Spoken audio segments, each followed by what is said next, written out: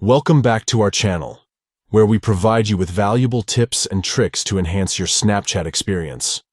In today's video, we'll guide you through a comprehensive tutorial on how to share a contact in Snapchat.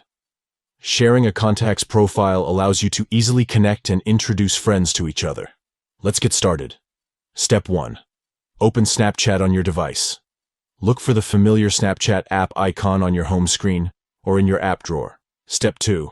Tap on a chat from your chat list excluding the AI chat. Choose the chat where you want to share the contact. Step 3.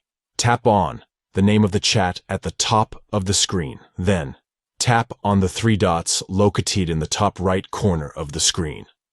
Step 4. In the menu that appears, tap on Share Profile. 2. Step 5. Select the Snapchat contacts to whom you want to share the profile. You can choose one or multiple contacts. By following these simple steps, you can easily share a contact in Snapchat and connect your friends with each other. If you found this tutorial helpful, please give this video a thumbs up and consider subscribing to our channel for more valuable content. Thank you for watching and stay tuned for more tips and tricks.